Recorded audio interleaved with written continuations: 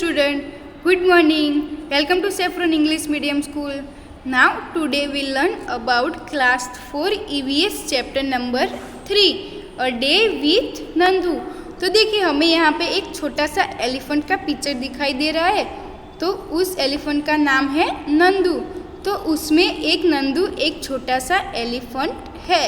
तो लिखा है Nandu's wakes up. Nandu wake up and open his eyes. Nandu सो करके उठता है। For a few second he was not sure where he was. तो नंदू जो सो करके उठता है और उसने अपनी आँख खोली और कुछ ही सेकेंड बाद उसको ये नहीं पता था कि वो कहाँ है। It seemed to him that he was surrounded by a forest of big grey tree. तो कहा है कि उसमें ऐसा लग रहा था कि वो गिरा हुआ है एक बड़े से जंगल से जो बहुत ही बिग ग्रे ट्री ट्रंक्स। क्या मतलब है, ऐसा लग रहा था कि उससे कितने बड़े बड़े जो ट्रीज के ट्रंक्स है वो ग्रे कलर के हो गए हैं। He blink his eyes and look around. Oh there was Amma. यानी कि उसका मतलब है कि उसने अपनी आंखें छपछपाई और फिर उसने इधर उधर देखा। फिर उसे लगा कि ओह ये तो मेरी अम्मा है। The grey forest that he had imagine he was actually the legs and trunks of his families member. और जो ग्रे फॉरेस्ट उसको लग रहा था वो और कुछ नहीं था बल्कि वो तो सारे एलिफेंट के लेग्स थे, यानी कि उनके पैर थे और ट्रंक्स थे बाकी सारी एलिफेंट के। The sun was overhead and it was getting hot. Sun जो है वो सर पे चढ़ने लगा है और अब गर्मी भी होने लगी है। Nanima trumpeted made a loud sound. Nanima is the oldest in this herd of elephant. तो नानी जो थी नंदू की उन्होंने ट्रम्प किया, मतलब कि एलिफेंट की जो आवाज़ होती है ऊह करके उसको ट्रम्प कहते हैं। फिर जो नंदू की नानी ने और कहा कि सारे के सारे जो लोग हैं वो इकट्ठा हो जाओ। तो जो नानी माँ थी वो उस हेड की, मतलब कि हाथी का झुंड होता है, उनकी हेड थी। फिर लिखा है कि she started moving toward the jungle.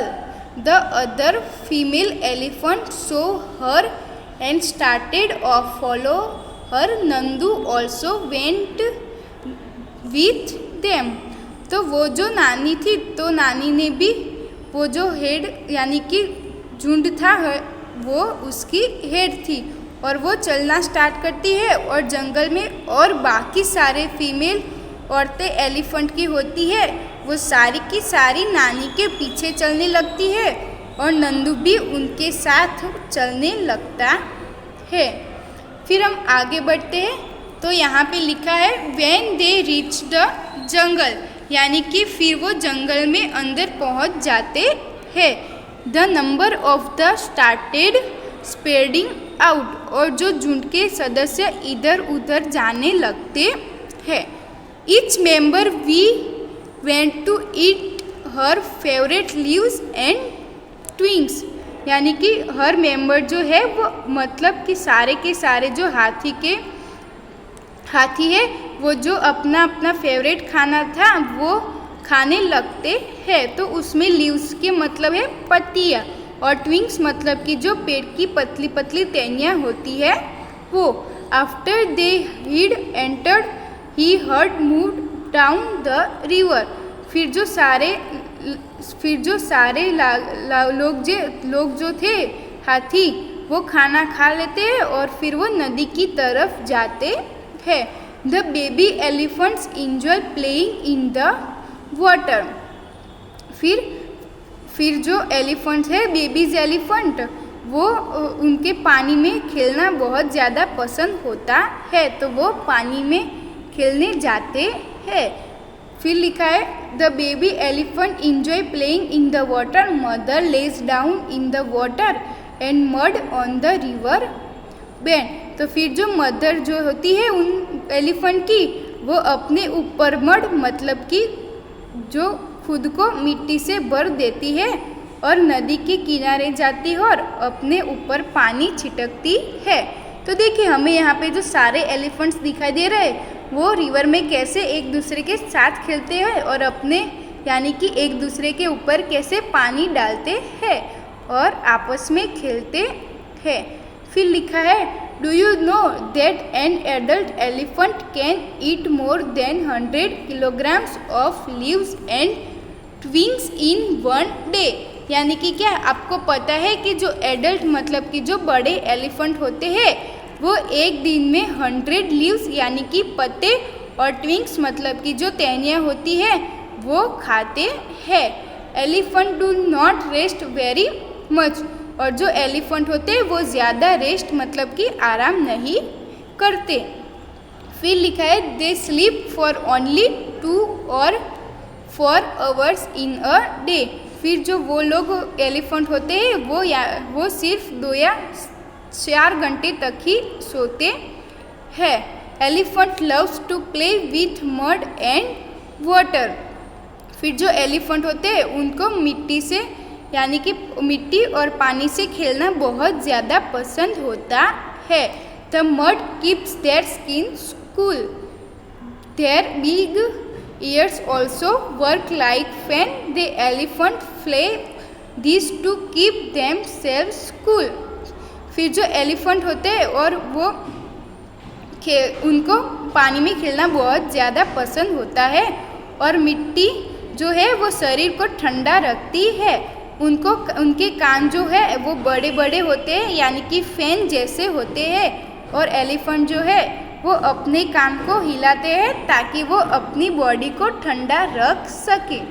तो देखिए यहाँ पे हमें कुछ फाइंड आउट करना लिखा है। Nandu is only 3 months old but he weighs 200 kilogram. What is your weight. तो यहाँ पे लिखा है जो 3 साल का जो नंदू है उसका वेट 200 किलो है।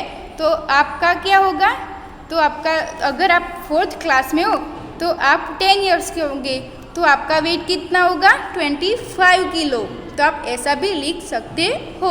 फिर लिखा है can you find out the weight of how many childrens like will add up to the Nandu's weight. यानी कि यहाँ पे लिखा है कि आप कितने चिल्ड्रंस को इकट्ठा करेंगे तो नंदू जितना वेट होगा। तो अगर आपका वेट अगर 25 किलो है तो अगर आप ऐसे ही 8 चिल्ड्रन को इकट्ठा करेंगे तो आपका भी वेट नंदू जितना यानी कि 200 किलो हो जाएगा। हेलो स्टूडेंट, तो फिर हम स्टोरी में आगे बढ़ते हैं। तो देखिए हमें यहाँ पे एक पिक्चर दिखाई दे रही है, उसमें सारे एलिफेंट एक दूसरे के साथ पानी में कैसे खेल रहे हैं तो आपको वो दिखाई दे रहा होगा। फिर लिखा है fun and games. Nandu saw his brothers and sister pulling each others tails. He thought I better not get near them.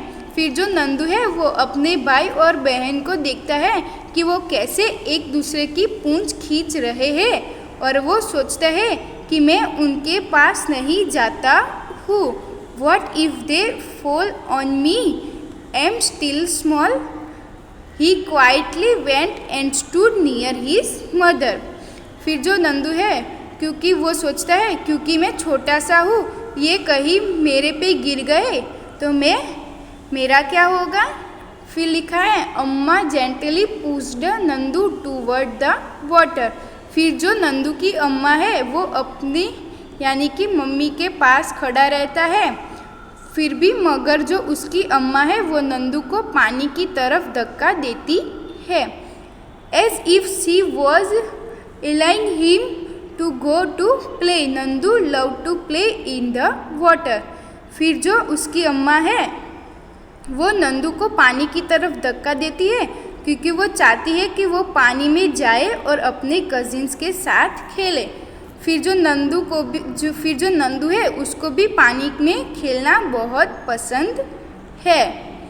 फिर लिखा है his cousins were already there. उसके जो कजिन्स थे वो ऑलरेडी पानी में थे। फिर वो उनके पास गया। Just as he reached near a strong fountain for water fill of his head. फिर लिखा है कि जैसे वो उनके पास गया वहाँ एक बड़ा सा पानी का फाउंटेन मतलब कि जो पानी का फुवारा होता है वो ऊपर से उड़ के आता है। He got wet. Oh, this was the work of his naughty cousins. Nandu joined them in the game. फिर उसके ऊपर उनके कजिन ने पानी डाला, वो पूरा का पूरा गीला हो गया और फिर नंदू ने भी उन गेम को ज्वाइन किया। फिर उसको भी बहुत मज़ा आ रहा था, यानी कि नंदू को भी उनके साथ पानी में खेलने बहुत मज़ा आ रहा था। फिर लिखा है before sunset the here started back toward the jungle. फिर कहते हैं कि जब हमारा सूरज डूबने लगता है तो सनसेट से पहले पहले पूरा का पूरा जो हाथी का झुंड था वो जंगल की तरफ जाने लगा। फिर लिखा है then Nandu was very tired. तो उस टाइम तक नंदू को बहुत ज़्यादा थकान हो गई थी। He settled himself between mother's front legs and feel asleep as he drink her milk. और उसने खुद को अपनी माँ के पैर थे उनके बीच में रखा और अपनी अम्मा से उसे दूध पिया और फिर वो सो गया। You have read about Nandu and elephant here, यानी कि लिखा है कि नंदू और एलिफेंट के जो हर्ड के बारे में उसमें बताया है। An elephant heard has family female and babies elephant. फिर लिखा है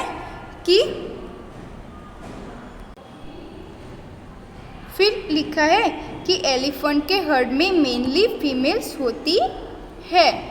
फिर लिखा है the oldest female is the leader of the heard. A herd many have if two 12 females elephant and young one male elephant live in the herd till they are 40 to 50 years old. Then they leave their herd and move around alone. Nandu will also leave his herd when he is that old. फिर उसमें कहा गया है कि जो oldest female होती है वो झुंड की लीडर होती है और हर्ड में 10 से यानी कि 10 से 12 फीमेल्स होती है और छोटे छोटे से बच्चे होते हैं। मेल एलिफेंट जो मेल एलिफेंट होते वो हर्ड में सिर्फ 40 या 50 इयर्स एज के तक के होते हैं। फिर वो अकेले ही जंगल में घूमना पसंद करते हैं। तो नंदू भी एक ईमेल यानी कि मेल एलिफेंट है तो वो भी बड़ा होकर झुंड को छोड़ देगा। फिर लिखा है like elephant some other animals also live together groups.